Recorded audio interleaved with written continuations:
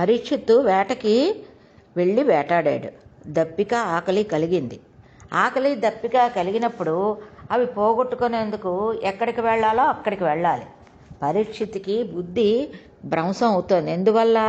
కలి ప్రవేశించడం వల్ల అతనిలో. అతడు దగ్గరలో ఉన్న మహర్షి ఆశ్రమానికి వెళ్ళాడు. అక్కడ దాహార్తి తీర్చమని ఎవరిని అడగాలి? అక్కడ ఆశ్రమంలో సంచరిస్తున్న స్త్రీ పురుషులు ఎవరైనా ఉంటే వాళ్ళని అడగాలి. కానీ పరీక్షిత్తు వాళ్ళెవరినీ అడగలేదు. అతనిలోని అహంకారం ప్రవేశించింది. నేరుగా అక్కడ తపోదీక్షలో ఉన్న శమీక మహర్షి దగ్గరికి వెళ్ళాడు. ఆయన ఎటువంటి స్థితిలో ఉన్నాడంటే కదలిక లేకుండా స్థాణువైపోయి ఉన్నాడు. ధ్యానమునందు తపస్సునందు చాలా నిమగ్నుడైపోయి బ్రహ్మమునందు రమిస్తున్నాడు. కదలిక లేక కర్ర నిలబడిపోయినట్టుగా స్థాణువై ఉండిపోయి ఉన్నాడు. ఆయన అలా కూర్చుండి ధ్యాన నిమగ్నుడై ఏ మాత్రం కదలిక లేకుండా ఉన్నాడు. ప్రాణాయామం చేత ప్రాణమును నియంత్రించాడు. కుంభకం చేత వాయువును పూరించి ఆపు చేశాడు. కాబట్టి వక్షస్థలం కూడా కదలదు. మనస్సు ఊపిరి మీద ఆధారపడుతుంది. అలాంటి మనస్సును కూడా ఇప్పుడు కదలకుండా చేశాడు. మనస్సు కదలకపోవడం లేదా బుద్ధి కదలటం లేదు. బుద్ధి కదలకపోవడం లేదా వల్ల ఇంద్రియం కదలటం లేదు. బయట విషయము కన్ను చూడదు, చెవులు వినపడవు, స్పర్శేంద్రియములు బాహ్య జ్ఞానము తెలియదు. అందుకని అలా ఉండిపోయాడు ఆ మహాముని. ఆయన జాగ్రత్తాది 3 అవస్థలను దాటిపోయి చివరకు తురీయమనే స్థాయికి చేరిపోయి తాను సాక్షాత్తు ఆత్మగా సాక్షిభూతుడై శరీరమును చూస్తూ బ్రహ్మంగా నిలబడిపోయి ఉన్నాడు. అలా కూర్చుని బ్రహ్మంతో రమించి ఉండిపోతే ఆయన వెంట్రుకలు గోళ్ళు పెరిగిపోయి ఉన్నాయి. అవి జట్టలు కట్టేసి కేశ సంస్కారం లేకుండా వేలాడిపోతున్నాయి. ఒక కృష్ణజింక చర్మమును కట్టుకుని అలా కూర్చుని ఉండిపోయాడు. వస్త్రం కూడా ఆయన మీద లేదు. అటువంటి శమీక మహర్షి దగ్గరికి దాహం కోసం ఆర్తి పొందిన పరీక్షిత్ మహారాజు వెళ్ళాడు. ఆయన నీటి కోసం వెళ్ళడం ప్రధానాంశం. కానీ పరీక్షిత్ లోపల ఒక మౌన భాష బయలుదేరింది. ఏంటంటే ఇప్పుడు పరీక్షిత్ తానెవరో మర్చిపోయాడు. అతని బుద్ధి భ్రంశం అయిపోయింది. బ్రహ్మమునందు రమిస్తున్న తాపస్సుని చూసి నిశ్శబ్దంగా తాను వెళ్ళిపోవాలి. కానీ తాను అలా వెళ్ళలేదు. తాను మహారాజునని, వస్తే లేచి నిలబడలేదని, తనకి నమస్కరించలేదని, తనకి ఆసనం చోటు ఇవ్వలేదని ఆ తపస్వి మిక్కిలి అహంకారుడని పరీక్షిత్ భావించాడు. ఇంకేమైంది? గొప్ప పరీక్షిత్తుకి తెల్లవారిస్తే బ్రాహ్మణులకు నమస్కారం చేసేవాడు, అన్నీ తెలిసినవాడైన పరీక్షిత్తు అవన్నీ మర్చిపోయాడు. ఎందువల్ల? కలిప్రవేశం వల్ల అన్నీ భ్రంశం అయిపోయాయి. దీనివలన అతనిలో ఆగ్రహం పుట్టింది. యుక్తాయుక్త విచక్షణ కోల్పోయాడు పరీక్షిత్తు. ఒక్క స్థానంలోంచి మరొక్క స్థానంలోకి వెళ్ళిపోతున్నాడు. ఆ మహర్షిని ఎలా అవమానించాలా అని తలస్తున్నాడు. అక్కడ సమీపంలో చచ్చిపోయి పడిపోయి ఉన్న పామునొకటి కనిపించింది. ఆ చచ్చిపోయిన పాము అయినా మెడలో వేసేసరికి చల్లగా తగులుతుంది. అప్పుడు మహర్షికి తెలివి వస్తుంది. అప్పుడు ఆయన్ని గేలి చేయవచ్చు అని అనుకున్నాడు. ఇప్పుడు పరీక్షిత్తు లోపల వికృతమైన ఆలోచనలు పెరిగిపోతున్నాయి. అప్పుడు తన ధనస్సు చివరి భాగాన్ని తీసి మృత సర్పాన్ని పట్టుకుని పైకెత్తాడు. ఒక ప్రభువు, ధర్మరాజు మనవడు, అభిమన్యుడు కుమారుడు అయినటువంటి పరీక్షిత్తు ఒక చెయ్యరాని పని చేసేసాడు. ఇప్పుడు ప్రపంచంలో పరమ భయంకరమైన సన్నివేశం జరుగుతోంది. ఆ మృత సర్పాన్ని పైకెత్తి శమీక మహర్షి మెడలో వేసేశాడు. కానీ ఆ మహర్షికి స్పర్శ తెలియలేదు. తపస్సు అయి ఉన్న వారిని లోనికి కలి లోపటికి వెళ్ళలేకపోయాడు. ఎందుచేతనంటే మహర్షి ఇంద్రియాలు, మనస్సు ఈశ్వరుడి మీదే పట్టి ఉన్నాయి. ఒక్క స్థానానికి ఆశ్రయం ఇచ్చిన పరిస్థితిలోనికి కలి ప్రవేశించి మొత్తం నాశనం చేయగలడు. ఏమిటా స్థానం? బంగారం ఇచ్చినటువంటి స్థానం అన్నమాట. కాబట్టి మనం బాగుపడాలంటే శమీక మహర్షి ఏది పట్టుకున్నాడో దాన్ని పట్టుకోవాలని భాగవతం చెప్తోంది. శమీకుడు ఈశ్వరుని పాదం పట్టుకుని ఉన్నాడు. నీవు కూడా వాటినే పట్టుకో. ఆ స్పర్శ ఉన్నంతకాలం కలి నీ సమీపానికి రాలేదు. ఇది భాగవతం చెప్తున్న తీర్పు.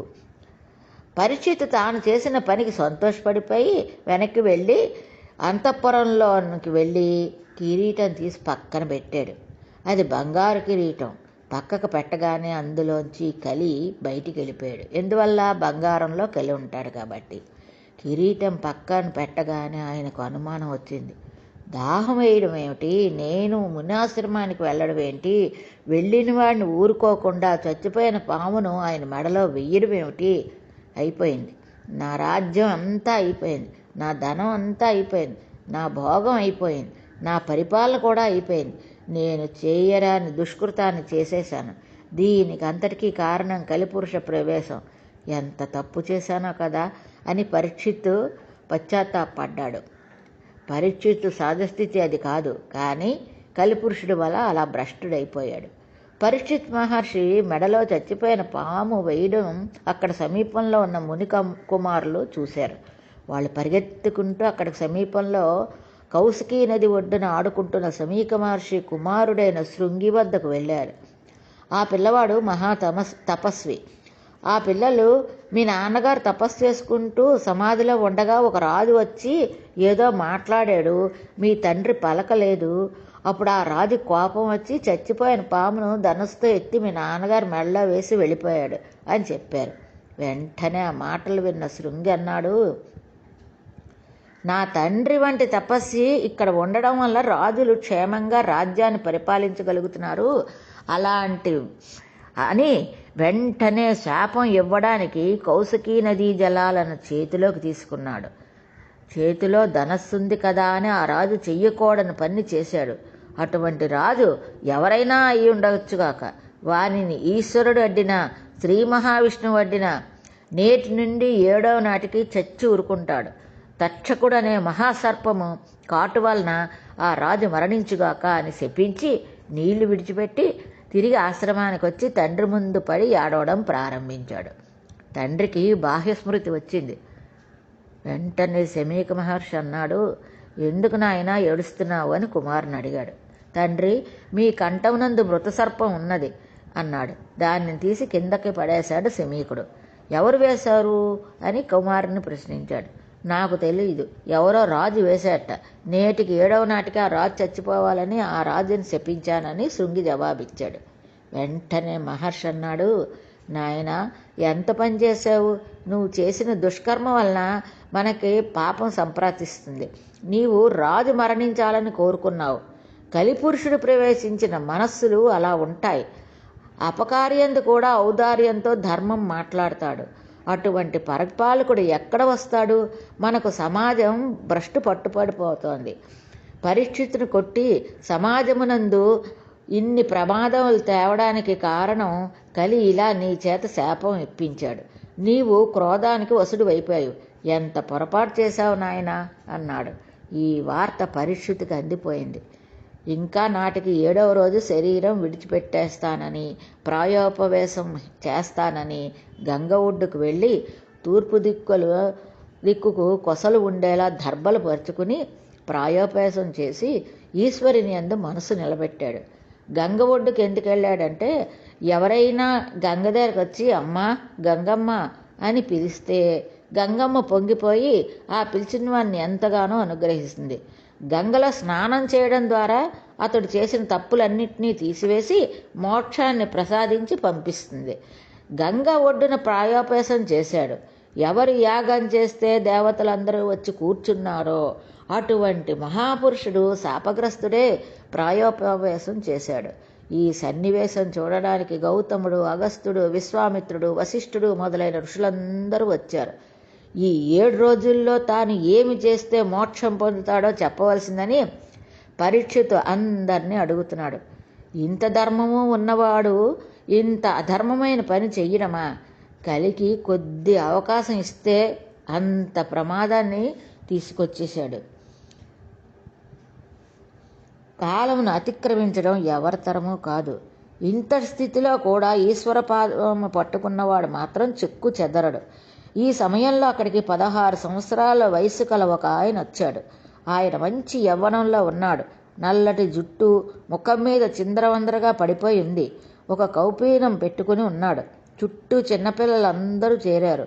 సూర్యుడి భూమండలం మీద నడుస్తున్నాడా అన్నట్టుగా ఒకరికొకరు పిలవకపోయినా ఆవు పాలు పితికే సమయం కంటే ఎక్కువసేపు ఒక చోట నిలబడిని ఆ శ్రీశుకుడు తనంతట తాను నడిచి వచ్చి అక్కడ నిలబడ్డాడు.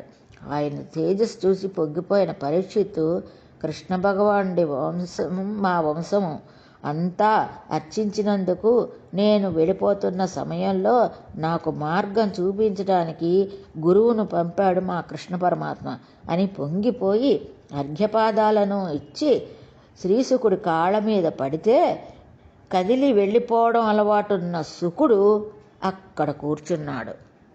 పారాయణం సంపూర్ణం.